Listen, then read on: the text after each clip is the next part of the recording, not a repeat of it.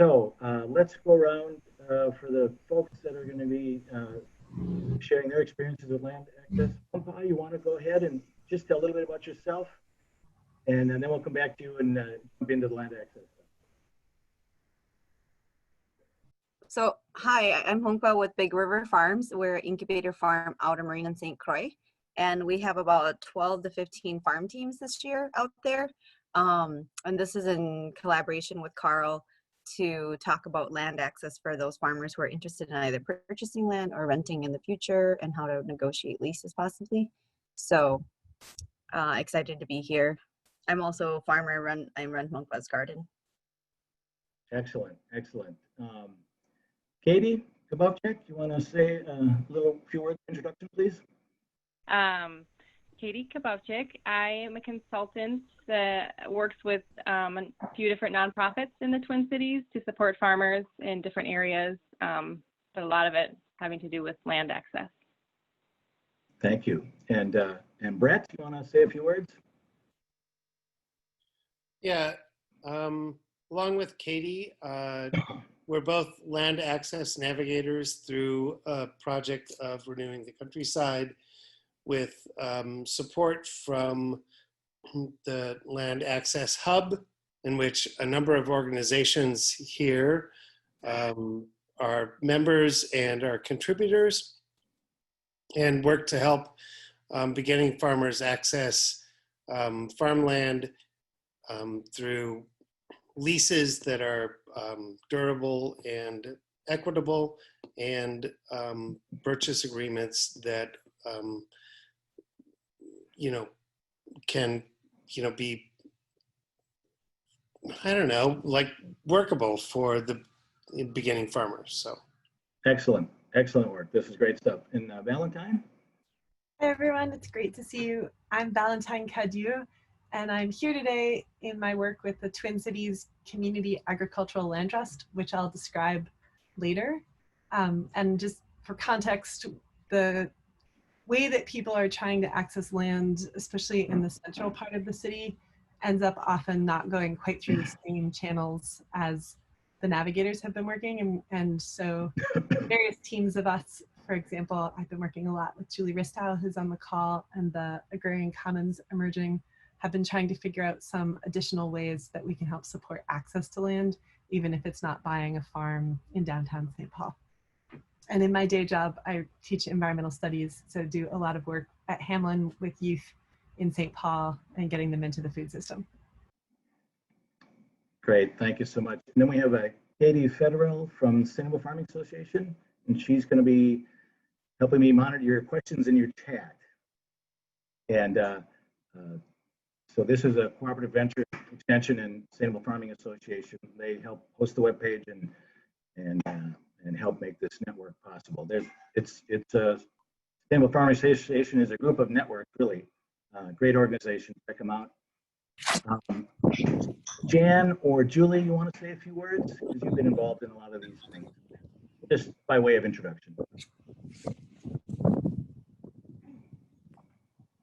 I'll go. I'm Julie Ristow. I work also with the Farmland Access Hub on and I'm also working with the project farm here in Northfield, which is an incubator demonstration farm that is starting to get going in the last 3 years.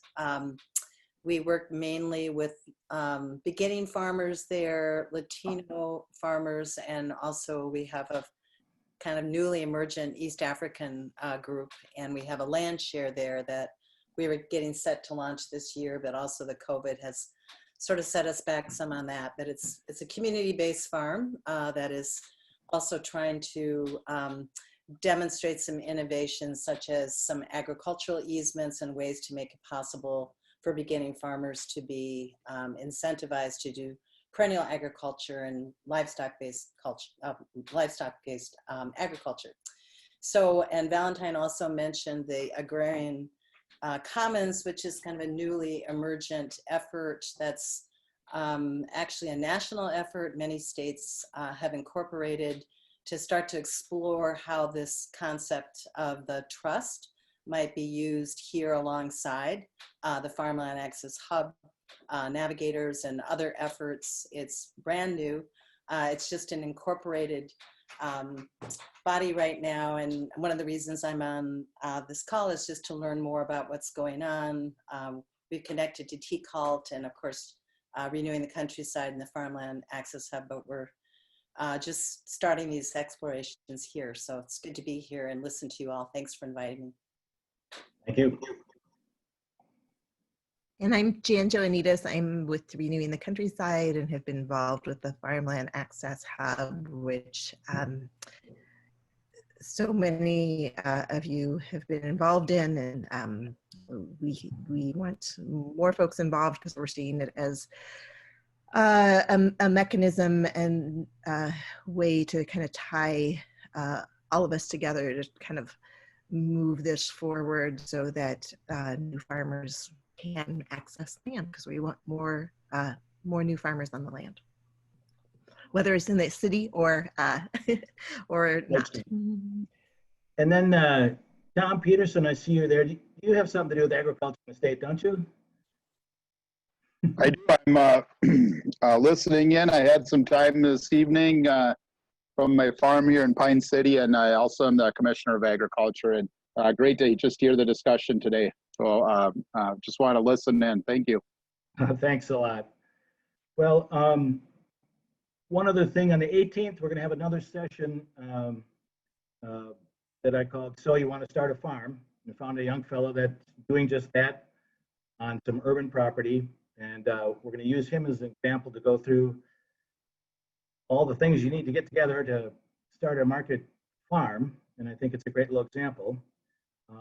And land access being one of the biggies, obviously. And so we're going to devote a whole afternoon to that, or a couple hours, whatever.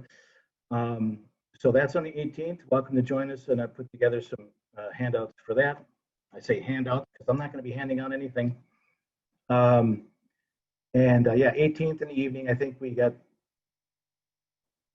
I don't know the time, I'll have to look it up. But anyway, go to our website, check it out. So, Mumpai, back to you. Maybe a little bit about Big River and the challenges and successes you've had graduating your folks onto their own land.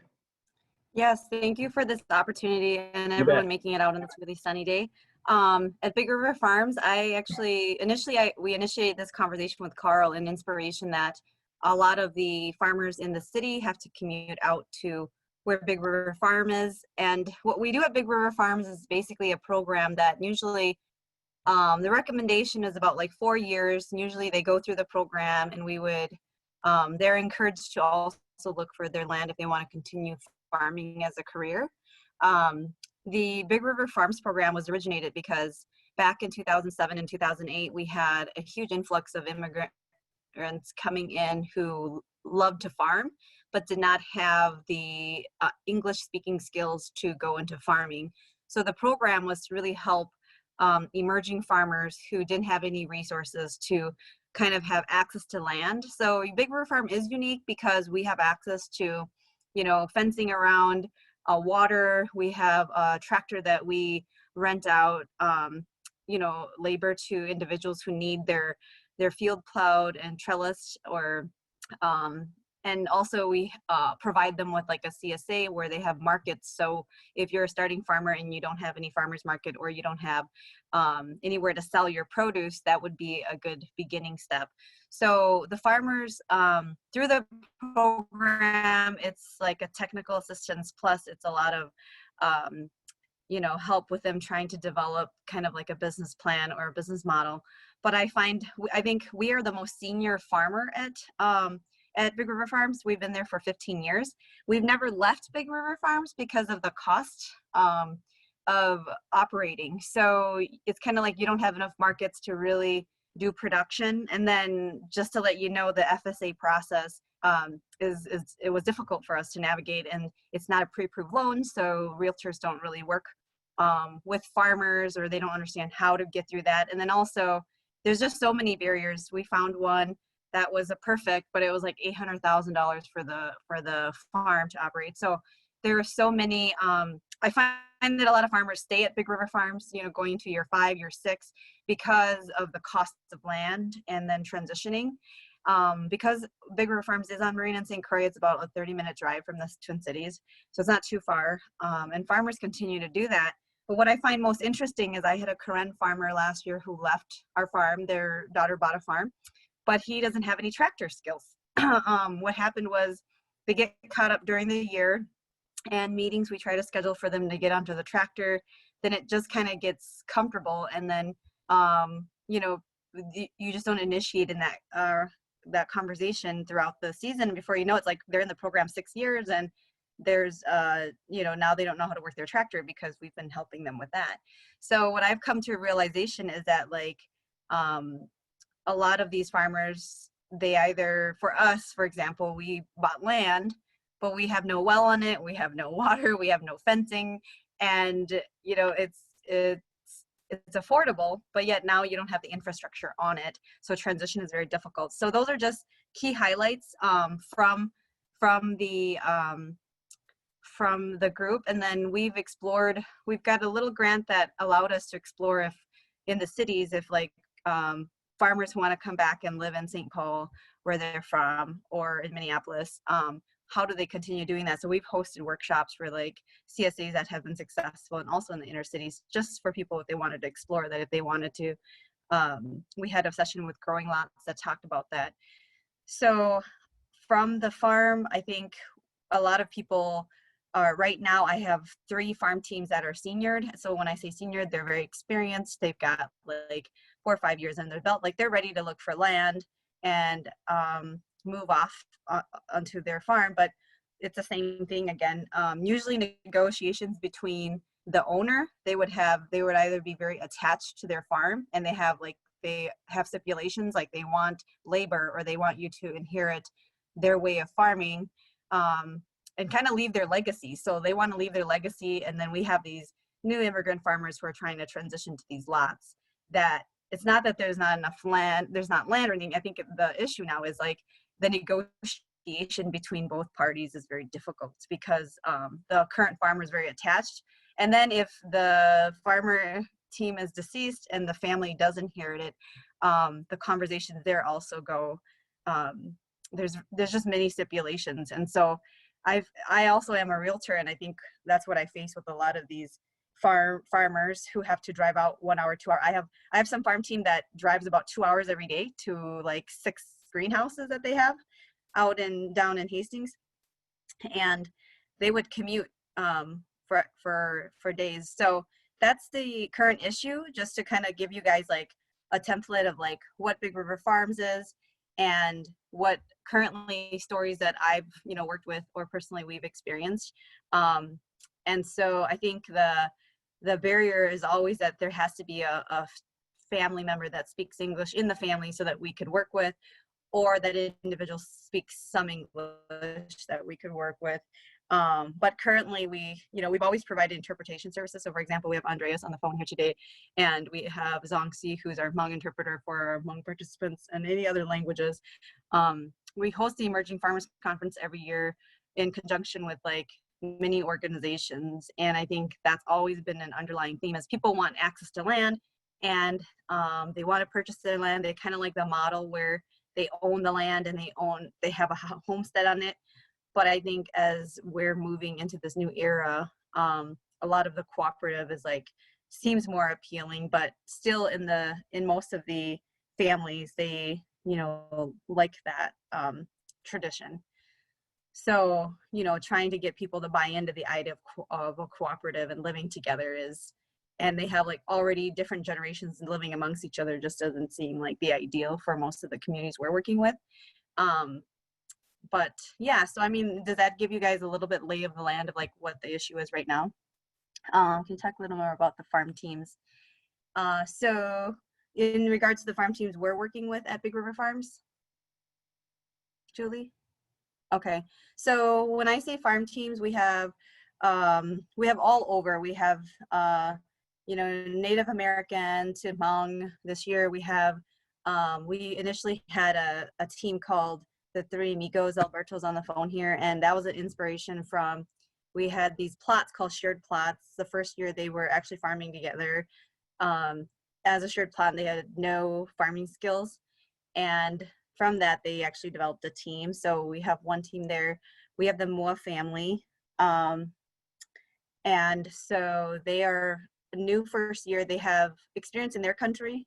And then they also have, it's a generational thing. And I don't know if they're on the phone here today, but the Moa family has younger and older generation. And I know they have a daughter who likes to do flowers. So even within the different generations and the farming types, I see like there's continued even conversation on like how we farm. So for example, how I farm versus how my parents farm. It's just two train of thought where, you know, how do you place the rows? How do you, you know, look at markets? Or is there even a conversation of markets? Because most of the older generation are really just hobby farming and like having enough food for the family. And in the Hmong culture, we freeze all our food for the winter. So that's what we do. So even that mentality is very different. We have another farm team who's doing South African food. And they're starting for the first year. They've had like 10 years of experience, and they've been kind of waiting for an opportunity just to have land access. Super excited for them. And she was raised in South Africa, and she, you know, is doing some peanuts this year, which is amazing. And they also didn't have land access, and they've had this awesome idea. They have all these years of experience, and they're one of our senior farmers. We have another farm team who is called the Early Birds. They're a Hmong family, and they're also farming this awesome, I mean, they're like year 6. This is year 6 for them. They've been looking for land. I believe Katie's working with them. And, you know, for them also, it's also finding the right land, right location. Most of the stories I shared with you is like, they come back to me and they're like, this guy wants us to put like, to inherit employees for us to, you know, once we buy his farm, he wants his 2 employees to also work with us. And we have a whole family team, and we don't have enough money to pay for 2 full-time staff. So things like that, that I see that they're confronting. And then there's also one lot of land that they looked at where the farm's like, I'm going to keep my home, but I'm going to let you buy the land and separate the 2. And that wasn't going to work because they needed a home to live in. Then we have so many farm teams, and we have Farrell's also a farm team. So we have individuals who are really just farming by themselves. So as a support out at Big River Farms, that's one thing, is to like check on our single farm teams where really they don't have other farm hands. So, you know, we have Kristen who wants to do juicing, and she also is looking at possibly volunteers to help her out. And then for mental health too, I think it's been really important that like my farmers have told me that they need farming for a mental sanity. And that to me has been very interesting, because taking that away from people is kind of like, you know, if you can't be in the program because of X, Y, and Z. So yeah, so I think we have many. I think there's also Chua and Sue, who's also been there for 5 years. She's a school teacher. So to be honest, like these farmers are hard workers. Like they work full-time jobs. And at the end of the day, you guys, like they come to the farm and they're there until like 8 or like 10 o'clock, and May and Lou still there washing stuff.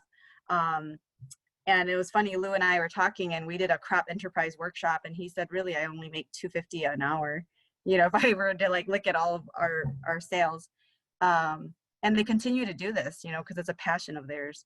So yeah, so all of our farm teams, like I feel that like they have markets, and I feel like the most important thing is like we get stuck in our own comfort zone, and we're just used to going to the farmers market, and we're used to selling to Big River Farms. But then when it comes to sustainability or a long-term plan, no one's there to challenge us, you know, or if they do challenge us, we think, oh, we can't do it. So I think a huge learning curve this year going through the workshop and also teaching the workshops, being there for 15 years, is I was like, we really have to change our thought. Like, this is the first year our farm decided to run a CSA, you know? And I'm like, why haven't we considered this?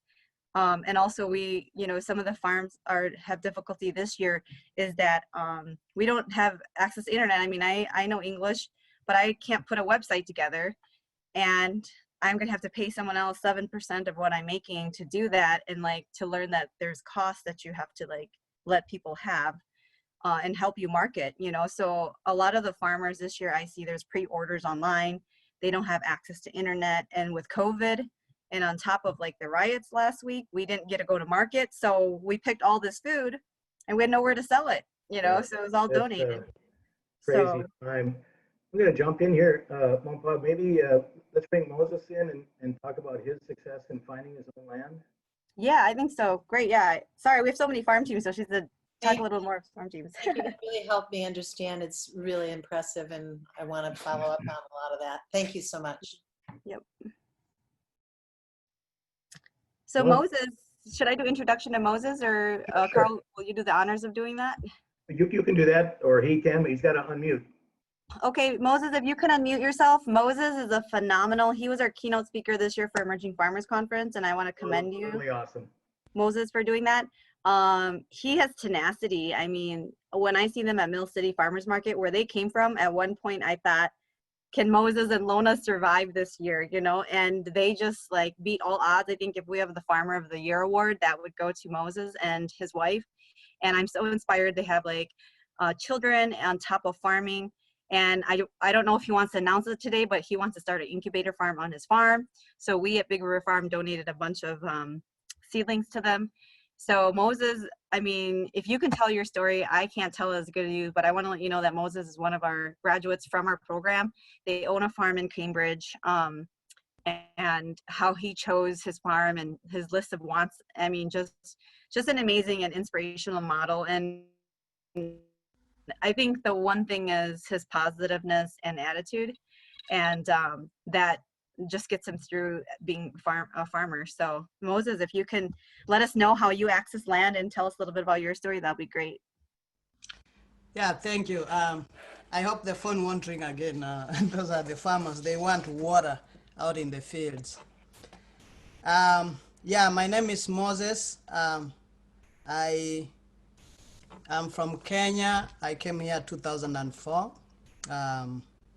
So I grew up in Kenya, herding cattle, sheep, goats, and doing vegetable farming. And one thing that I always is in an immigrant's mind when they move to a new country is to, you know, be the best. And for me, because I wanted to do business in Kenya, I came here, and for many years I was trying to figure out what kind of business I'll do. I knew I loved to do farming because even growing up as a kid, I would own one sheep out of the 20 that my dad had. You know, I would grow 10 by 10 feet next to the farm, and you know, all that, and you know, make even $10 as a child who is 10 or whatever. So I guess that being out in the farm is just in me. So when I came here, I was fascinated by everything, and you know, especially growing and vegetables. But one day when I found that, you know, hey, this type of greens are growing out here in the back of the, you know, a nursing home that I was working. Hey, I can grow this. So that was just like a week after I'd started working in that nursing home. And so I didn't have other Kenyans there, you know, they changed shifts and all that. But when I had a chance to ask, they say, yeah, we grow those. They are in people's backyards. They grow them every year. So to me, I was left with this idea that one day when I buy my house, I will buy a house with a big backyard so I can be growing this. And today, if I look back, most of the people in, you know, immigrants, that's what is in their, like, they would love to have a big backyard and grow more stuff back there. I didn't even think that I could come out to the rural area and, you know, buy land. So that for a while was in my mind. And then somehow 2 years later, I was just driving around Hopkins, and I saw people in community plots, and looking at them, I saw that they were from all, you know, kinds of background, race, and all that. And I was like, well, this means these people are renting. So I just stopped my car, walked over there, asked them, hey, what's happening? Because I knew what they were doing. And they told me, yeah, you go to the city, you'll get a plot, you know. So that was June. So I went to the city, and they say, oops, it's too late. You have to wait until next year. So I went back to that city the following year in March. And they say, no, this is too early. We don't do this until around mid-April. So I kept going. I mean, just, you know, between working with this nursing home jobs, sometimes you get disoriented, and sometimes you even forget to keep track of what is happening. So, but eventually I was the first person to go back to that office, and I got 3 plots. They said you can take as many as you want. I was not prepared, but I wanted as many. So I just took 3. And that first year I grew spider plant, nightshade, some beans, cowpea, you know, these Kenyan traditional leafy greens. I grew some tomatoes, and I remember I even tried to call local car food there and said, I want to come and sell tomatoes to you. And they said, you know, I couldn't get away to, they were like, we don't just buy direct from every, you know. And then I wasn't satisfied. I went to the Lindell market down there, and I also said, I have greens that I want to grow, so how can I get a stall here? Because in my mind, it was still how we do it in Kenya. In Kenya, you just grow, you show up at the, you know, market, and you lay your stuff, people buy, taxman comes around noon, and you pay. If you leave early, that's good. But most people will stay until they sell most of the things, because most people will come later in the day. So that was what I was thinking. But I couldn't get even the manager then to hear me out at this big market in Lindell, in the downtown market in Minneapolis. So I didn't give up. That was the first year. The second year I got 11 plots, because I could take as much as I can. And the third year I got 34 plots. Remember, these are plots that most people are taking just 1 plot. So one thing happened where I got a plot for some other gardener that wasn't happy, and he came to me and said, what are you doing here anyway? Yeah, if you are taking all these plots, it means you are a farmer. Just go out there in the country and look for farm, and you know, leave these little plots for us. And then I realized, oops, yeah, I think I'm doing something wrong here. So that summer, I started driving out to people's houses. I told myself I'll drive just around 30 miles radius of Minneapolis. I went up to St. Michael, I think. I went to Shakopee down there. I came all the way, I think, St. Francis up here.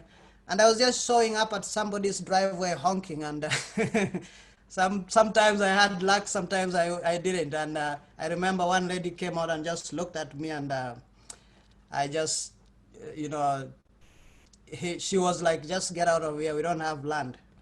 But most of the people were nice, and they would take my number and they wouldn't call me back. So I just felt like, I knew that wasn't the best way to do it, but I didn't have any other way. So as I was driving that same summer, the third year, I saw a small sign in the grass, I think was written MFA, and I thought, MFA is not a sign for gas lines or something. It must be, must be the owners of this land here, and they were among ladies. So I stopped, I approached them, and they couldn't even raise their head to look at me, because probably there was a language barrier, or they just assumed I'm looking for my own plot. So as I was turning around, I saw this sign, and lucky by then there was Google. I went back to Google, and it showed MFM, Minnesota Food Association. So I called, and then in the process, by October, I moved from from Hopkins to Stillwater, because my lease was ending in October. And I was that determined. I just moved back to Stillwater, close to MFA, because they had taken me up there. They gave me an acre. I still insisted on growing the spider plant, nightshade, and all these other things, and sell them to the Kenyans that I was selling. But in the process, I also saw other farmers selling broccoli and these other things, and I was, fascinated, because in Kenya, you can grow broccoli anytime. You don't have to like know the exact date, maturity and all these things. You just grow, wait, sell. So I thought, well, it's time for me to learn how to grow these other crops, because they are all here. The ones I didn't know, even I seen the store, I never even dared pick them and put in my cart, because I didn't know what they were. And most Kenyans don't know. They have never cooked them. So I had the opportunity to learn about them in MFA. So I started this after the first year. The second year, I switched to growing conventional crops. So I and I was convinced, because I was encountering problems doing a CSA type of delivery to Kenyans, because they are all scattered in the cities, and I was going to each person's home. So one will be in Coon Rapids, another one will be in Barnesville, and remember one day I had 40 boxes that I wanted to deliver. I had all these people calling me, but I delivered until midnight coming home, and it had all types of issues, because most of these immigrants were taking like half an hour. If they see me, they will be like, how, where? Ooh, they are very good. How did you do this? And I'm like, please finish quickly. I have other, 10, 15 people. And then, so all those discouraged me, and I decided to do the regular crops and try farmers markets as CSA, wholesale. So Big River Farms helped me sell to Chipotle. There's a program with Chipotle where they buy from local. So I did peppers there for I think 2 years. I also did mini markets in Minneapolis here. I would show up, I thought it's a big market. When I show up, we only 2 farmers there selling in the afternoon, and I'm like, okay, we'll do it. And then, it was hard at the beginning, because when I finished that second year in Big River Farms, I was always like, it's October, but I don't see what I've done. I have not seen, I don't have any money in the account. So I was still returning back. I'll go back. In May, I had a job where I was working at night, and they would allow me to go once a week as part-time on call, and then I'll go at night. And then I did this from May to October, and I would go do farming. So some days I will just drive, very tired in the morning, but I'll come and sleep until 11, and then with Lorna we'll go with the kids, do farming, and then I'll come back by 5, eat, sleep, 9 p.m., wake up, and be gone back to work at 11. But it was like around between April and June, and then by June I'll just go on call, because I had enough sales just to maintain us all the way through October. And then in October, when we are done, I'll go back full-time to the nursing home and work the nursing home all winter. I did this from 2006 to 2011. Since 2011, then I stopped, because we were able to like cover all the bills from what we were doing. But it took, I had to see a silver lining every year of what happened, why I wanted to go to the next year. Some year I would be like, okay, this year we have grown a little bit more of this and this and this. We are, last year we were not able to grow these crops. So we are improving. That's how we would, keep going. And then this year we have a new market. This year we have this. Those are the things that kept us going year after year. And we also wanted to live on a farm. So we said, you know, 5 years will pass so quickly. And if we sacrifice before we know, we'll get there. Another thing that happened in MFA is uh, the managers were very resourceful, and one thing they did was tell me to go and see the USDA office, people there, and ask them exactly what I need to do.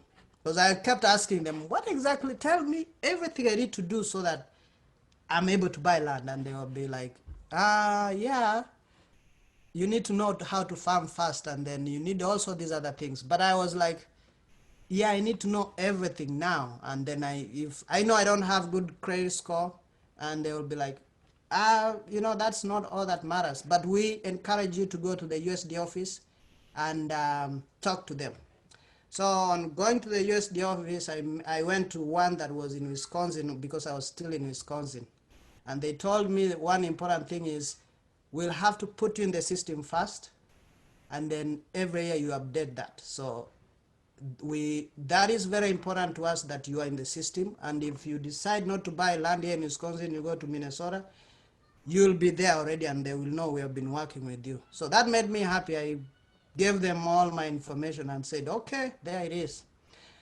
The second thing they told me is, they gave me all these things that they look for. They said, we can't tell you exactly what it is, but we don't want, they just gave me an example. They said, we get people who come here and they say, hey, I need a loan to buy land so I can keep chicken. And we ask them, have you been keeping chicken? And they say no. And then that is something that people don't know. These loans are for farmers. So be a farmer and show us in your record that you're a farmer, and that's why we want you in the system, so we can put all this data. And then I was like, okay. So then she told me, she gave me that, like expense book and all that, and I looked at it. Luckily, I've gone to school and I could see, okay, this is expenses here, profits here, all this here. And then I was like, what else? And they said, make sure you file a Schedule F, because that tells us you are doing farming. So those are the only things I did. And when I went to them 3 years later, I had farmed 2 years before. I had farmed, I farmed it almost 3 years, but the 5th year when I went to them, because we said enough is enough. We are going to have to stay in our own home, because what was difficult for us is we would get from the house, go to the farm, but when we get to the farm, the kids will be like, go crazy, and we'll have to go back home. That day is gone. And we were like, if we are in our own farm and house, you could stay there and I could continue doing what I do.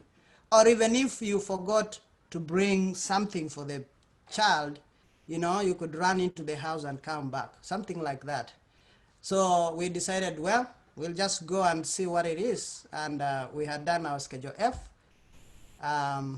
3 months, we had done everything, because we had gone to to the FSA office every year, like the last 3 years, to make sure that we ask them. They didn't do the application, but we just went there to make sure we ask them, what exactly are we supposed to do, and how are we supposed to do it. So I learned that you have to be a farmer. You have to demonstrate you're not just a hobby person doing this. You have to show that if we give you this loan, you'll be able to pay it on top of what you're already doing, your personal expenses. So you have to show us your businesses that they are growing. So the Chipotle, the mini markets, the CSA that I had created, all those contributed to, and they saw that every year I was adding these markets. So all that, I think, contributed to them, you know, approving. And then, you know, just your passion, you know, like how you describe this farming process. It's not like you memorize anything, but, you know, you can just tell, you know, without preparing for it. So, yeah. Then Moses, you finally bought a farm. Is it in what town? So I bought 20 acres in Cambridge. Cambridge. Yes. Go ahead. So I, you know, since I bought the farm, I continued doing Mill City Farmers Market and Kingfield and Fulton, and we work really hard. I actually drop Lorna in Mill City 5 in the morning or 5:30, and I go to Fulton on Saturday, and then she sell, I sell. I go with the kids. Sometimes we split the kids. Sometimes we get help from volunteers. And then at 1 o'clock, I park there. I come, I pick her. She's always the last person left at the market. I pick her, and then we come back Saturday, rest a little bit 1 hour, go back to the farm and get some more stuff. We have some in the cooler, but not always enough, because at the market, you need fresh looking stuff, because people who just come on Sunday and they'll have all this, you know, shining stuff. So, so that's what we've been doing. And over the years that we have been doing this, remember, all the immigrants we meet, I tell them the same story I'm saying here, and they are like, wow. But most of them also would, not only immigrants from Kenya, but other people I have heard asking me, oh, do you have land that I want to come and, you know, grow at your place? But because I've always wanted to, like, not have, like, be mixed up with people everywhere in my farm, I've always said, no, not in my farm, because you know what I'm doing, I'm rotating on my farm. So I grow here 5 acres, I leave the other 5 acres, and then 2 years later I go to the other side and leave this one to follow. But this year I decided I will have other farmers come and grow with us. So I have 8 plots with 10 farmers. So 2 plots are shared by 2 farmers. And they are all doing exactly what I did at MFA the first year. They are growing traditional greens. I have convinced, I actually have offered to share with them the wholesale account that I'm trying to take this year. So they are also growing carrots and green beans. And I'm passing the word around and to see, you know, how we can get set up so that they also have land, because over the years, half of these farmers who are on my land, I actually, 2 of them I have visited land parcels that are on sale. They are actively looking for land. So Moses, you're trying to kind of do a Big River Farm type of program at your farm, in a sense. Yeah, Try to help these farmers get serious about their business and hopefully find a piece of land of their own. yes. So I am trying to get that together, and then see how, you know, and the reason I decided to do that is because we are talking the same traditional language here, and you know, some of the, like, beliefs and customs they have towards how to do agriculture, some of those I am able to tell them, hey, let's do this way and this way.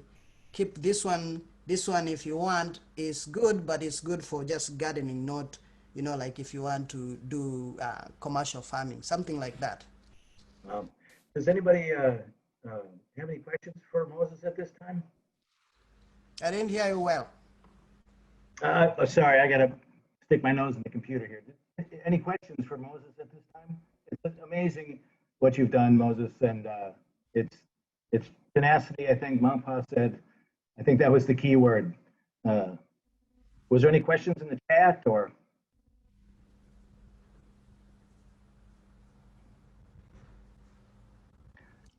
Not Okay. specifically at, for Moses, but there is an interesting question about property laws that Valentine answered too. So just Oh, okay. not in the chat. Feel free to drop in there and get some info. And Mumpa, is that your other farmer that has joined in? Yeah, I think we had some issues with people logging in. Like, I think they registered incorrectly. So, like, I don't know if the system's allowing them to still register last minute and get in. So I'm kind of, I told them I have the thing recorded, but we tried again. I'm sorry, what was the question? Is that your farmer that has joined us? Lee? Yeah, so I don't know how to pronounce it. is Zongxi Lee. She's the interpreter for Hmong. I have a question. It was surprising to me to hear that when you were looking at land, Mongpa, you were running into issues where the owner would only sell if you like took their employees and stuff like that. Yeah, so it wasn't me, but it was one of our farm teams that shared that with me, where they were very dedicated. So when you write a purchase agreement, and his son actually was a realtor and he's a good friend with me, was you can, I think it was more of like, they would accept your offer in the event that you said yes, you know, so it wasn't really like anything binding. You know what I mean? Like, so it was the logistic of what actually happened, but his dad has shared it with me, saying that that was one of the issues was like negotiating that. And I think there was something else with like with watering too that they brought up. So everything is negotiable, to be quite honest, in a purchase agreement. It's just, you know, negotiating skills sometimes. Okay, so it had to do with the purchase agreement. I didn't realize things like that could happen with the purchase agreement. Yeah, like, I mean, I'm a realtor, to be quite honest, and like I've had it once where someone wanted someone's goldfish and we wrote it in there and we got it. I mean, that was so, I mean, she's like, I want the 3 goldfish, and she was attached to it. So everything is negotiable, quite honestly. Well, and I think it might be worth noting that this is part of what the navigators have been doing in this Farmland Hub project, is trying to help be coaches for some of this process, especially for when people want to pass a farm along, but they have a vision, like, we'll sell this farm, but only if it's like this, right? To help be kind of like a, I like the idea of a coach or a navigator, to say, well, maybe you just haven't imagined this farm as somebody else could see it, and to help maybe not have it be quite so specific as the goldfish. So it's already 6:30. Do we want to jump into the navigator world at this point? Katie? 6:30 already. This is a huge topic. We're not going to cover it all, boy, but I think the navigator idea is fantastic, especially for people if you're not from an area, you don't know the area.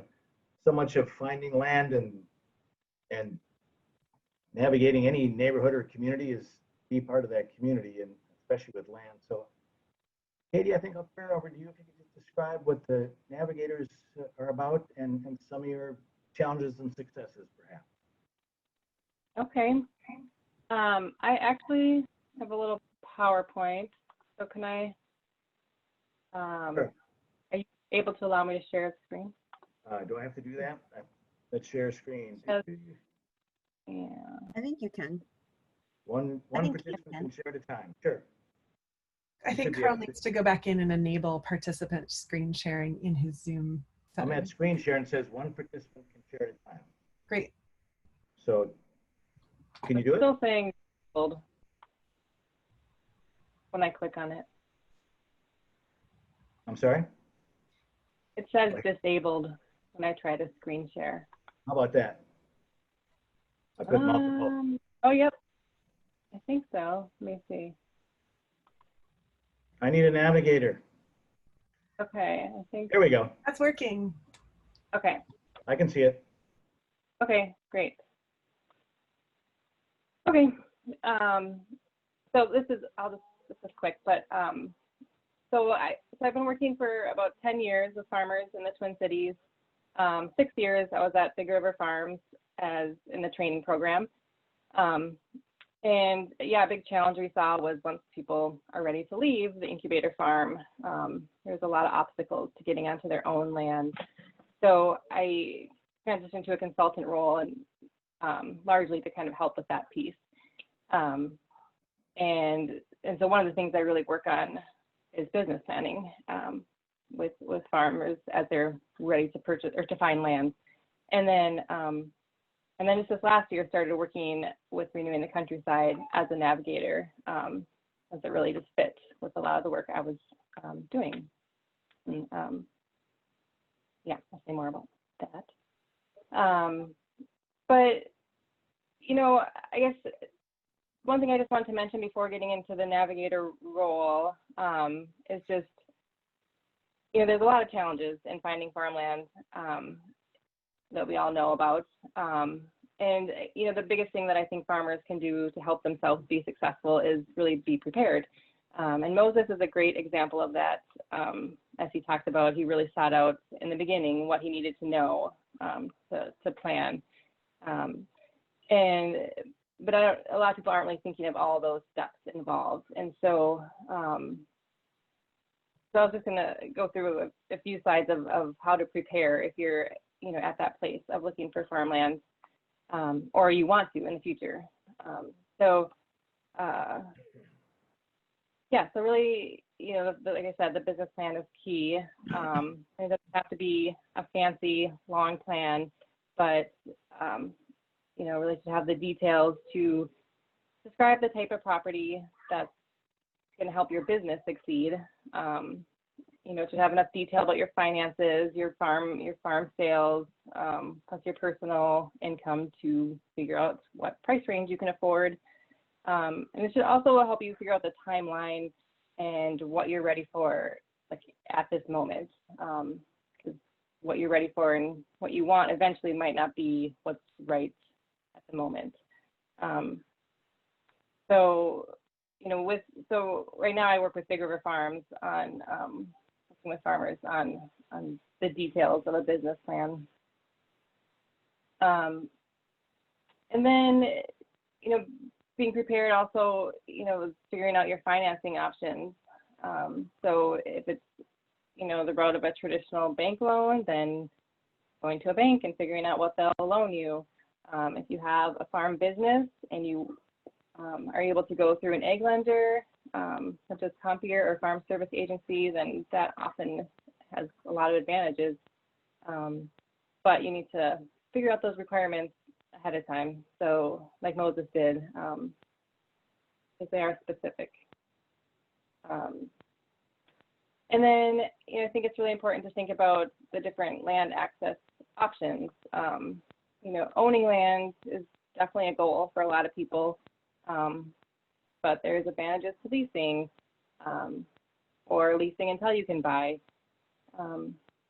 And, you know, I also am encouraging people to think about the selective land access idea, and it definitely challenges some of the vision of a farm dream that people have, especially the housing is one piece that's challenging to figure out. But it solves a lot of problems too. Some of the financial burden and vegetable farming, you know, and can have so many infrastructure costs that are really burdensome for an individual farm to pay for on their own. So it's an idea to think about. But yeah, then you know, a few years ago, Renewing the Countryside organized the Farmland Access Hub, and part of that being the Farmland Access Navigator. And to really help with a lot of these, these issues, because it's can be overwhelming and confusing to navigate everything that I just mentioned on your own. Yeah, so the goal is to help farmers get prepared.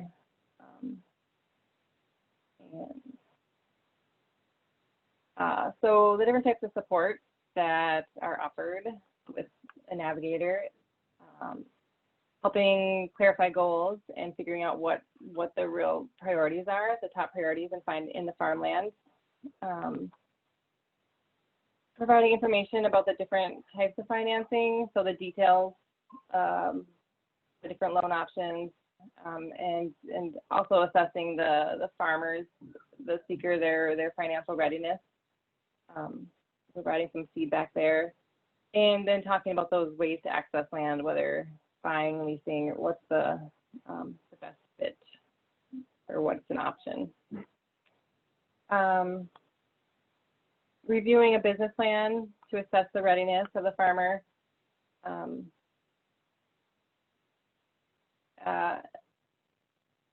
Looking at, so if a lease is a good option, if that's what the farmer is going for, then really helping with that, because that can be kind of burdensome, but it doesn't have to be. Looking at if there's a specific property someone's interested in, providing some feedback as to, visiting the farm and offering feedback if it seems like a good fit for their business plan. And then offering other, connections to resources and support. That could be, ideas for where to look for land, or, legal help with the lease, possibly a property appraisal. So just, getting people connected to all the resources that can support them. So there's now 9, I think, I'm pretty sure 9 land access navigators. And if you're interested in, in working with someone, you can go to the Renewing the Countryside website. I don't know if anyone wants to post that link. Yeah, I just posted it. Okay, thanks. It should be up there in the chat. Okay. So yeah, there's an intake form there that you fill out, and then you get connected with someone. And yep, there's my contact as a navigator, and like I mentioned, for business planning support. So that's about all I have.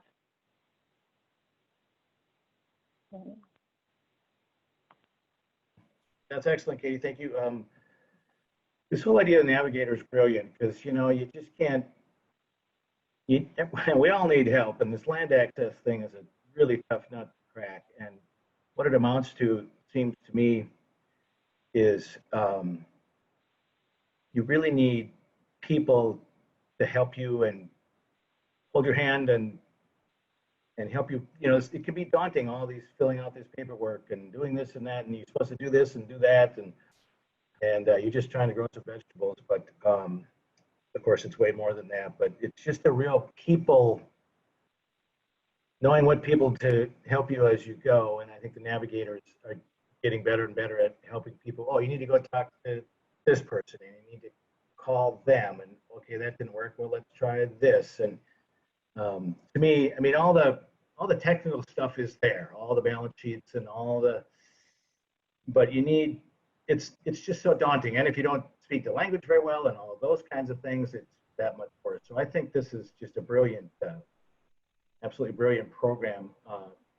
Jan or Brent, you want to chime in with maybe some things that have been going on recently, or from your angle?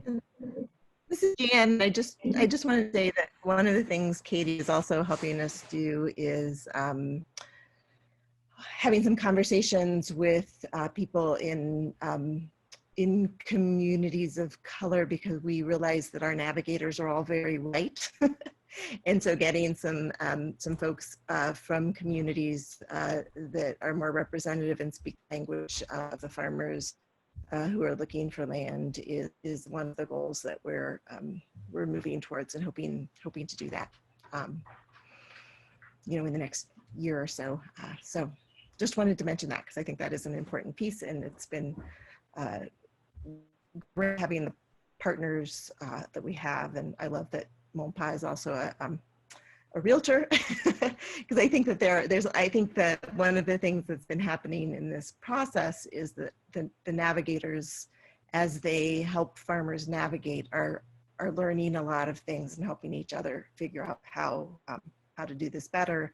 And then things like Julie and Valentine are working on in terms of like, what are other systems that would work better?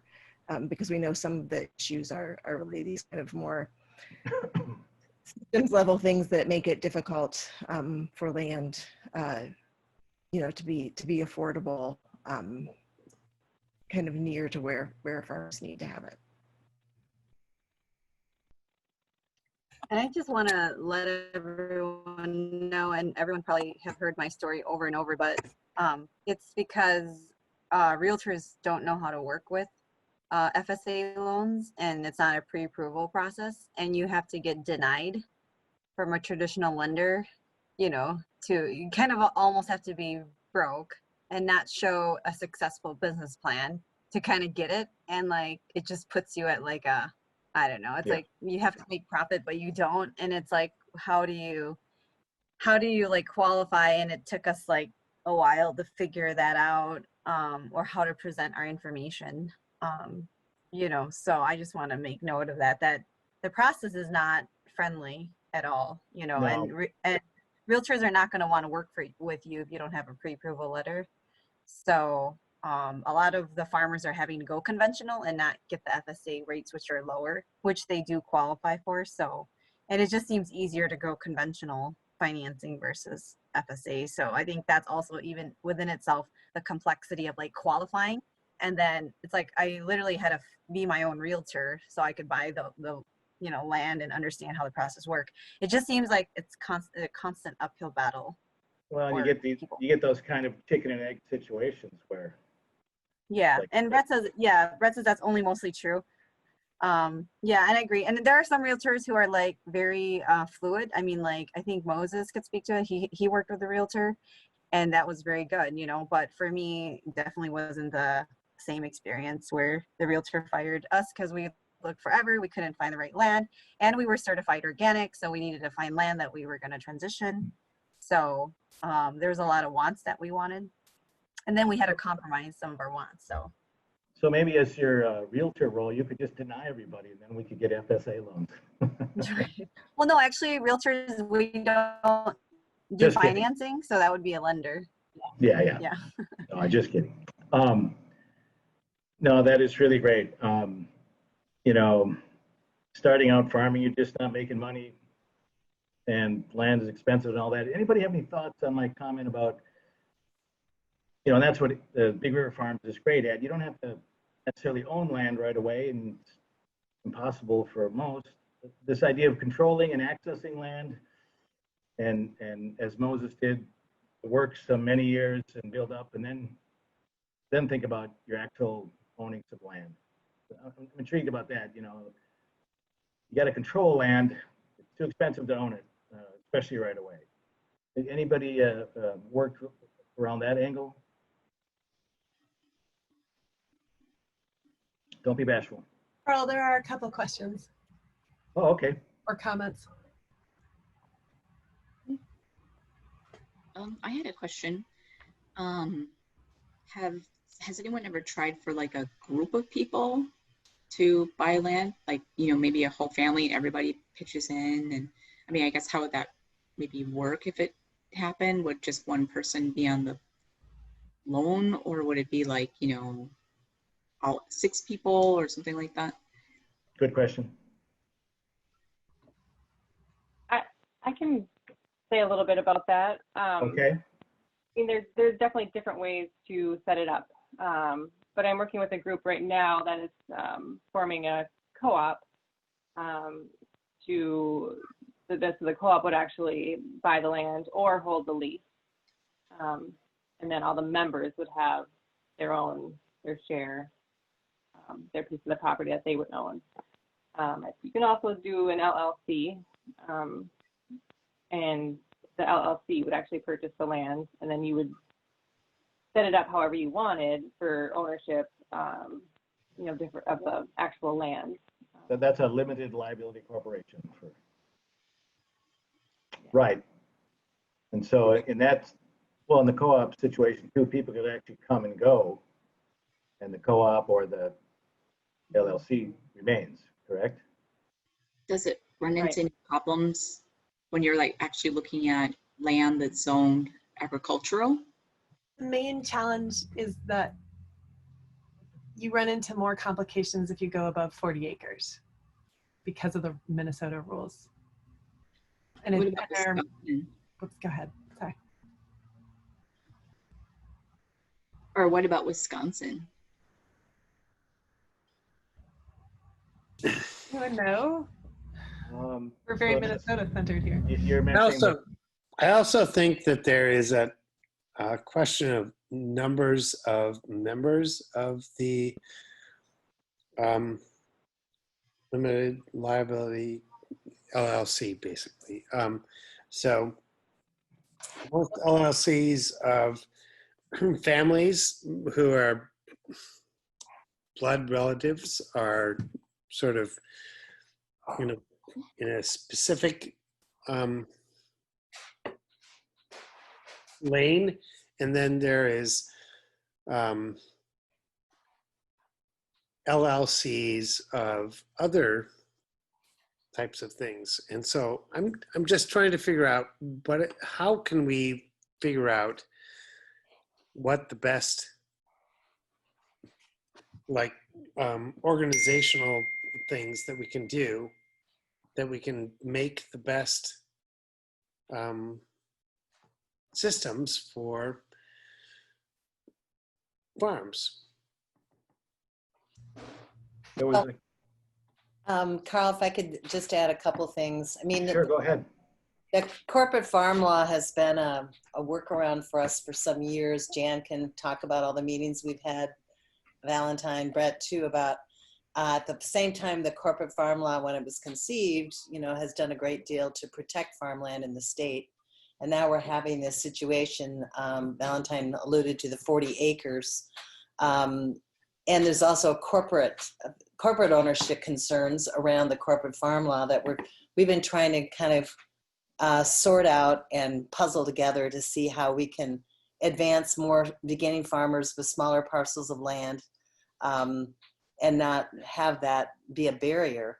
So one of the reasons we've been interested in trying to, you know, think about this Agrarian Commons work is that it actually has some promise for being able to look at cooperatively owned land. Because this is a big thing we've heard across the field. A lot of the people that we work with at Main Street Project, that's what they want to do. They're not interested in private ownership so much as they'd like to be able to, you know, band together and raise food, chickens, perennial crops. They're not looking for a big parcel of land, but the way in which we even do our training program is it's multi-generational, and many times families are together working. So I know that's been a big thing with among farm, you know, HAFA. So certainly, I just wanted to, we're not going to get into the details of that, but I just want to say that that whole cooperative ownership piece has been a challenge, and one that we know we've got to persist in trying to sort out here in the state. And to the Wisconsin question, definitely it is state by state. Minnesota has its own corporate farm law, and you know other states are dealing with, you know, different kinds of challenges. But I do think, you know, along with the Farmland Access Hub, there's some promise with this Agrarian Commons work that's trying to kind of push through that barrier.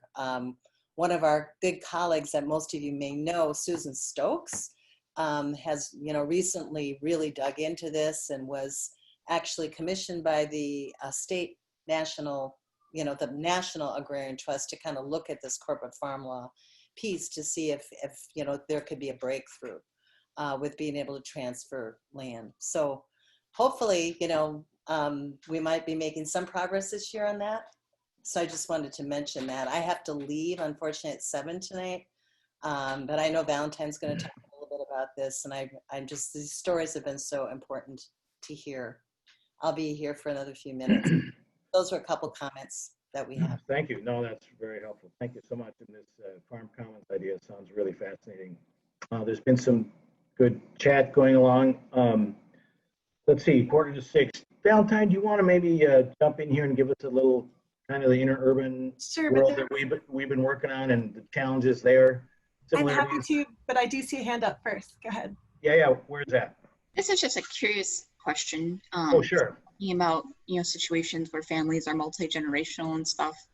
And this might sound far out there, but well, how do the Amish like buy land? Because they have big properties and they're able to like be multi-generational and their families on the land. The multi-generational question is a good one. So the definitions of family farms definitely include multiple generations. They just have a harder time. There's like a very set list of ways you can be related to other people and still own land together. But that is a really good question. And I do know that where Amish farming is expanding, partly because I'm from the Northeast and Maine is it's the only state that has an average farmer age that's reducing instead of aging, is partly because a lot of Amish farmers are moving there. So New York, Maine, places that have rules amenable to it are part of where those farming communities are expanding. And I believe they save all their money. They don't take out a loan to buy their property, I don't believe. I mean, I'm gonna see if I can share. Sorry, go ahead, Carl. Sure. Yeah. No, go ahead. So as I said, some of you weren't there when I joined in. I'm Valentine, and I'm one of the co-chairs of a network that's been put together for the last 10 years, trying to figure out how to navigate some of the stuff within the metro area. And I have 8 or 9 slides that I want to share, partly because the questions that have come up have helped hint to some of the complications of this. And when you get into the metro area where land isn't really considered, like, agriculture has historically been considered a land use that was supposed to happen outside the city.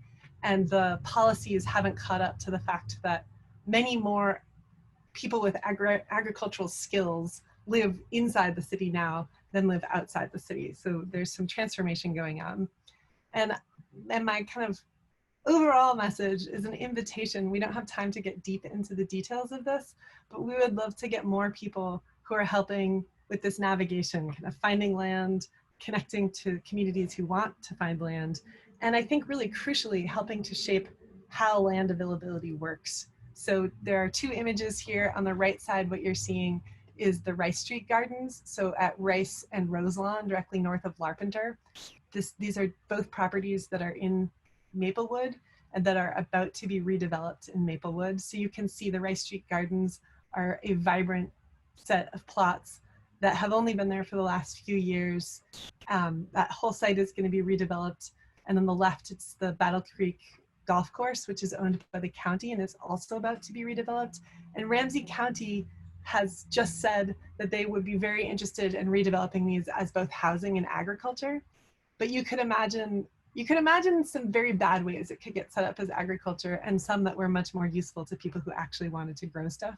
So I think trying to figure out how to get people in the conversation so that they're doing it the ways that are more like what people want is going to be really helpful at this time. And I'll also say, while I'm flagging Ramsey County, part of their COVID response has been to say that anyone who wants access to land to grow food, they'll help facilitate that now. But figuring out some of these details, it takes time and takes people in the conversation. So they're about to have, sometime this week, I'm hoping that they'll announce what the second working group meeting is on that task, and I'm happy to share that around with folks. So just a little bit of context setting. In the United States, the community land trust movement really arose out of the civil rights movement. So I think it's important to contrast, because I think when people think about land trusts, they think about conservation land trusts, which have tended to be kind of a philanthropic effort of wealthy people that have tended to benefit wealthy people by putting big land conservation near where they live. And trusts tend to be kind of a paternalistic way, like a lot of indigenous land is held in trust, which is not particularly participatory. And that's not what community land trusts are. So this film, this is a picture from the cover, is of the New Communities in Southwest Georgia, which was a leader in the civil rights movement, and also in navigating how communities could try to buy and hold land as a community that people could then lease in the long term. So to create long-term stability. And just taking the time. What I'm going to do is I'm going to jump ahead in this. I'm going to come back to the kind of jumping into what the Ag Land Trust is, but I want to give Julie a moment to talk about, so there's two projects going on right now in Minnesota. One is really metro-centered, and one is us trying to think about this much more broadly. And this slide that's up at the moment is from the Agrarian Trust, which is that kind of broader thinking about Minnesota in the national context. And one of their taglines is that this Malcolm X quote, that land is the basis of all independence. It's the basis of freedom, justice, and equality. And as you can see here, the percentages of who owns farmland are, of as many other things in Minnesota, good evidence of problems in equity and racial justice in the state.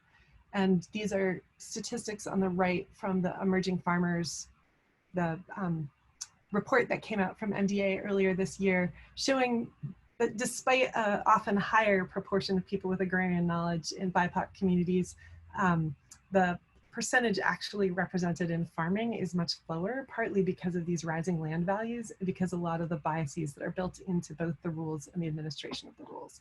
So I'm gonna come back to some of these projects, but I just wanna give Julie a chance. I don't know if you wanna speak to these slides particularly. These are 3 of the slides that were shared from the Agrarian Commons project that we've been working with between the cities and the whole Southeast region. I can speak a little bit, but you can too. So the gist of this idea is that that each region has access to a 501c2, which is a structure that was, I think, built in the 50s. It hasn't been used a lot, but it's a land holding entity, and that it's connected to the National Agrarian Commons. And so on the ground here locally, you know, we would be the ones that are actually helping to create the context, build the relationships, and have the governance of the actual land that's being connected into this 501c2. So, you know, at the very heart of it, it's a mechanism, it's a holding place where, let's say, I've been interested in some of the church land down in Northfield. There's a lot of rural churches that have a lot of land and corn and soybeans and are interested in more mission-related farming. And so that would be a great example of, you know, knocking on their door and saying, would you be interested in moving some of your land into this trust so that people, farmers, beginning farmers, can have a long-term lease to actually get on the land. That would be an example of maybe land that's donated. We also know, you know, from all the work that's been done with navigators, that there's land that's in transition that might be for sale, or land that's in tradition, you know, in transition that might be a bargain sale. So, you know, those are kind of the 3 categories, you know, donators or contributions of land, land that is going for market rate, and land that might be market sale, depending on the folks that are trying to move their land.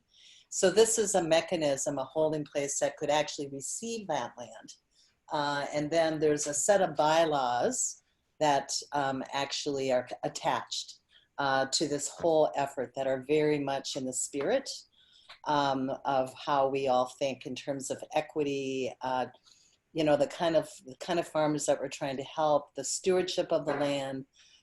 It's very much, I feel, as an ethos and an ethic that is complementary and could have been written by any of us in these efforts. So it's been something that's been worked on, and you can see a little bit of, you know, the points here. Supporting an ecological, definitely that's very high on the list, restorative agriculture. Long-term leases here in our state, the longest term lease is 20 years, but it can be renewed. In other states, they're talking about 99-year leases. So this is a long-term lease situation. And, you know, folks that would move onto the land would share in this whole stewardship and ecological investment. And there's a lot in the bylaws about community wealth and supporting farm viability. This is just a little sort of a chart that shows you kind of the flow of how it would work. You know, this is a little bit what I was trying to talk about. There's a board, there's a commons board. You know, if you go to the left, there are donors that that's the other thing about being connected to the national organization, is that they have access to some philanthropic support. You know, we're looking at properties at the top there, you know, I mentioned the 3 kinds of ways in which land can move, you know, ways in which farmers could be attached to that. There's a local community emphasis. Here in Minnesota, we would be looking at a very robust advisory team and probably be spawning hubs of this if it worked over time, because every community has their own kind of interest and need in how this would work, and it's all about local relationships. But the whole idea is that it needed to start somewhere. And so what we did was we incorporated with the rest and the we of that. There's a small board that is part of, we call it the incorporating board, that actually, you know, took the step to make it happen. And that was prescribed by the national. So that much has happened. So we do have access to this 501c2 and being able to design this coming from our own communities writ large here. So we're just in the very first step of this, but and we see it as totally connected and accompanying the work that's already underway by the Farmland Access Hub and all the efforts that have been done in so many communities. So it's a structure that could be utilized and used a lot of different ways. I think, Is this what you're trying to do at Main Street? Main Street Project has land. Right. The reason that we're incubating it at Main Street Project is that the structure of the board was very tight and small. There were 6 slots. 2 of them had to go from the national. So we have 2 people on the national board, and 2 people had to be attached to land or considered to be a lessee or somebody who was able to move land in the future. So my board at Main Street Project agreed to saying that they were willing to explore that. So that is how we incorporated. And then there were 2 community members, and we opted to have farmers that were nearby, because it's called the Southeast right now, Southeast Minnesota Land Agrarian Commons. But that's, you know, that's, as I mentioned, an incorporating structure that made it possible to kind of get started. Like these things that are new, it's going to take us to, you know, some time to figure it out, and also figure out how to actually make it resilient and diverse for the communities that need it here. And so it's going to take a whole lot more than the 6 of us that incorporated it. It's truly in its baby step. But we had the opportunity, and there were 10 other states that were doing it at the same time. So we're in a company of people that are all trying to figure this out at the same time, which is, I think, an advantage. And also an advantage probably for some real technical, legal, and philanthropic support. So super updated, but just for context. And I think one of the key things to emphasize here that Julie's really been helping coach me in is to understand how countercultural this is, that this is a paradigm shift for people rethinking property as something that can be owned and kind of reconnecting it as a community relationship. And so it will take some time, but I think the core idea of both this and community land trusts in general is that they're taking land out of the speculative market. And so what matters for farmers is that land is no longer under the pressure of trying to sell the land for more money when you leave. Because in most countries, the reason the government wants you to farm is that they want that land value to go up so that they can keep taxing it more. And this goal is to take that real estate market pressure off of the land so that it can be leased just for a fair amount to keep it maintained, and so that farmers aren't fighting against market pressures and everything else when trying to produce food. So I know you need to leave, Julie, so thanks so much. And I'm not sure if we're trying to wrap up or if I have time to give 3 more slides about the metro context. Well, obviously people can leave if they like. If you Sure. Please go ahead. We can go a little over. I think it's okay. And I'll be quite brief. I just want to give you a little bit of a sense of what what the mechanisms are of a community land trust, because I think that this is something that people often ask. Thanks, Julie, and thanks everybody else who has to go. Nice to see you all. Stay in And I'm touch. super happy to, quite frankly, anyone who would like to be involved in this, the opportunities with what I mentioned about Ramsey County have just changed radically. And so we've been kind of trying to lay the groundwork for some of this change, but now that the change is likely to happen, we'd love to get more people involved to help steer this. So community land trusts are basically nonprofits, and they own land and they lease all the land out that they owned to people. Usually in cities, the main use of that land is for housing, but there are a handful of these that have been used for both housing and agriculture. And there are a few that are just for agriculture or green space. And we have some examples that we're happy to talk about. But I think the key points here are that it's about shared wealth and livelihoods in communities. And the mechanisms are either easements. So easement is basically that you control what land can be used for, even if you don't own the land. So there's some great examples. The city of Minneapolis owns a bunch of easements on lands that are owned by other people, and people farm on that land. Did you have a question, Carl, or did someone? Yeah, did you see the comment there? I didn't, because I'm sharing my screen. Can Yeah. you read it or tell me what it is? It says, is this land trust method, what is happening in the creation of intended communities that have agriculture as their mode of living? Hold on just a second. I'm just going to stop sharing my screen because Or in intentional communities, is that what you said?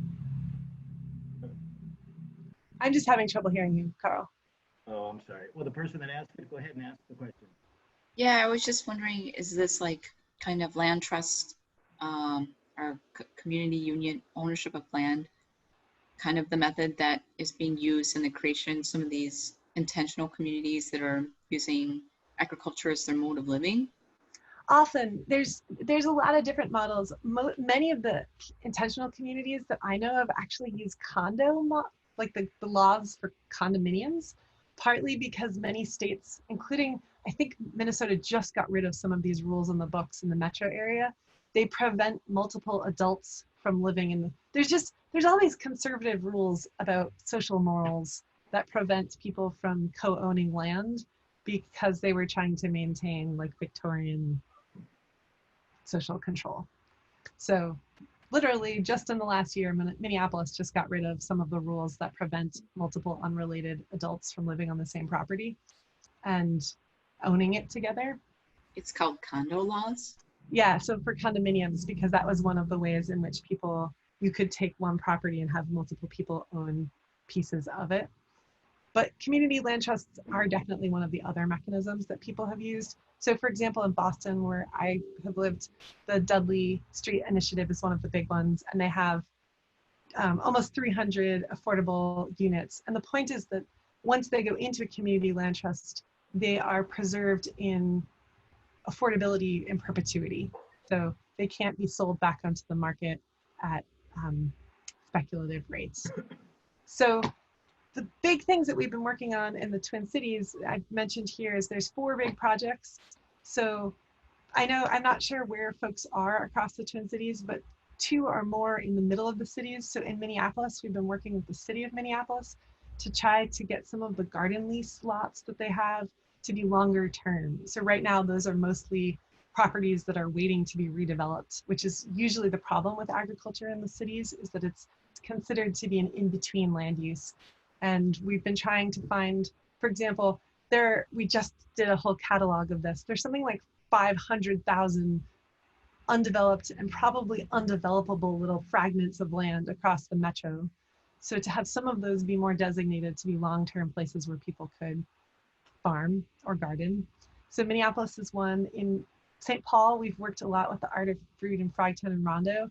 And so on the left here, you see the dots for the lots that are in the Minneapolis Garden Lease Program. And on the right, you can see this is the highway and between Lexington and Dale. So Frogtown Farm is sort of north and west of this map. And then these are all Urban Farm and Garden Alliance lots that are mostly church gardens, school gardens, or gardens that are vacant lots that people own. And they're really interested in trying to participate in this Agrarian Commons. There's also a companion project called the Black Commons of having Black-led, mostly garden and economic development spaces. So this Victoria Garden is one that we're starting a pilot project to try to demonstrate this. And then we're trying to also work with Maplewood, as I mentioned. And then over on the east side, there's a big property that Urban Roots currently has a 3 or 4 acre farm on, that's behind the village on Rivoli. So those are all projects. The big challenges with these projects are that land costs in cities are usually higher than agriculture can pay for. And consequently, it's hard for people to have land tenure for a long time on those properties. The taxes, so taxes assume that your land costs aren't at urban levels. So, and there are agricultural programs. There are 2 big programs that reduce tax rates. One is called the Green Acres program, but you need to have at least 10 contiguous acres for that. And the other is the Metropolitan Agricultural Preserve program, but you need to have 40 acres for that. And very few people in the cities have 40 acres.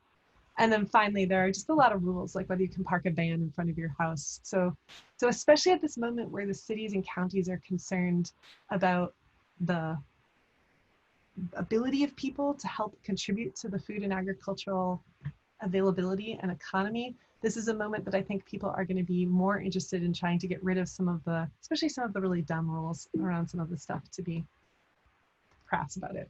And the place where I'll park us is that this urban agriculture program that the Department of Agriculture has created is really helpful, I think, for establishing some of the alternate values. So one of the big problems is, and I think Moses alluded to this really nicely, that a lot of the garden spaces that are in the city are set up and people have kind of a knee-jerk reaction against them being used for people to sell food. And we've been trying to say, getting food into the economy, whether it's through people freezing food, like Mampa mentioned, or if it's through selling it, is valuable. And in addition to that food, it also has all these other values that are named in this nice profile. So it helps with youth and cultural transmission, positive environmental impact, economic justice, and many of these components that are really specifically laid out, like clean water, pollinator habitat, living wage jobs, land tenure, and eliminating health disparities. I think these are really nice things that we can point to. In addition, the mindset is really stuck on, like, as long as you're donating the food instead of using it yourself or selling it, then that's okay to have, for example, a reduced tax rate. And I think this gives us a really nice state-endorsed platform to be able to say, hey, but there are a lot of other things that we can contribute, and that you should help us facilitate more land being available to people who'd like it. So that's what I had to present, and I'm super happy to talk to people more about this. And now I'm catching up on the comments. Oh yeah, and this point about the airport. So one of the big things that we just had a student from the U work with us and interview a bunch of policymakers around the whole metro region, is that there are a ton of pieces of land, especially around big uses like the airport or the oil refinery, that are buffers. And they rent that land, but they prefer to rent the land to corn and bean farmers because it's easy, or to a city, and then the city rents it to gardeners or farmers. But Michael Harris, who did these interviews, said he thought that people would be very open to rethinking that, especially if there were some organized programs, like if the navigators might be able to help think through what's a working program that we could just adopt from, like, the city of Brooklyn Park leases a bunch of land to people for gardens, and also they have a bunch of Target land that's owned by the Target Corporation that they lease, and that they'd be just as happy to see gardeners using that as corn and bean farmers. So that would be like out at the airport, if a bunch of small farmers came to the person who's in charge of organizing that and they said, hey, we want to farm, they can't deal with it. It's too much. It's not what they're used to. They don't know what to do. People coming and going, they're not set up for it. So they would need some navigator help too to say, it's going to be okay, but they would have to change their mindset. But corn and bean is so easy, and they're done, and they've got other jobs to do. And so wherever they are, they don't want to deal with it. But so that'll take time to do some educating. All right, well, chapter 7. We weren't going to solve this in an hour and a half, but I hope those of you that chimed in, this was useful. We can keep going here. Let's see. Gonna go to the chat. Any questions come up or suggestions or at this time? Carl, is it possible for you to share a list of our contact with everybody so people can be? Yeah, that's why I did the registration. Great. So we should have everybody. I see somebody's calling in there. We'll have their phone number. I don't know if that's going to be helpful, but yeah, we can definitely do that. And if you don't get the follow-up information, you could maybe just ping Carl for it if you were calling in, for example. Yeah. And so go to the Twin Cities Growers Network webpage there on SFA Networks. And a lot of the resources we talked about, Agrarian Trust, are on that one sheet, farmer resources. I tried to put everything I could think of in two pages, one piece of paper. Check it out. So let's keep working on this one. Keep connected. And as far as this network is concerned, if you have any ideas for what you want to see or do or hear next, let me know. Anybody else for the good of the cause here before we chime out? Yeah, I just want to thank you, Carl, for hosting this workshop with us and everyone else, Valentine, Katie, Brett, Jan, and everyone else.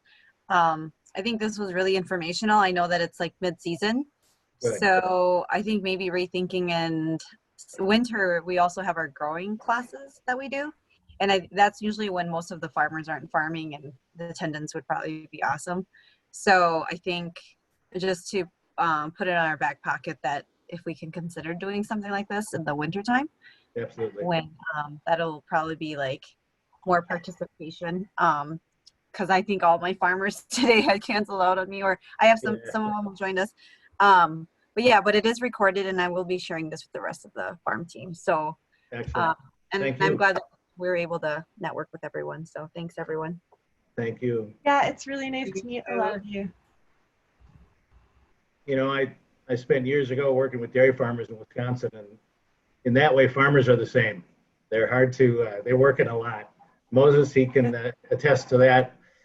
To get a time to sit down and consider and talk is a precious thing. So commonality there for sure. But I think the hopeful thing here is that there's a lot of land out there. We just need to figure out the mechanisms to get access to it. Because I also think it's a lot of land that people would like to see this kind of land use on. So. And that's what I've been trying to do with little success. But there's people out there, they're just not in the ag orbit. And so it's, I guess we got to do what Moses did. Just drive up and say, hey, you got some land? Yeah. Maybe we can do some workshops for the people who do lending and real estate too. Help them understand this better. Yeah, that sounds great. Great. Awesome. Thanks, everybody. Thanks, everyone.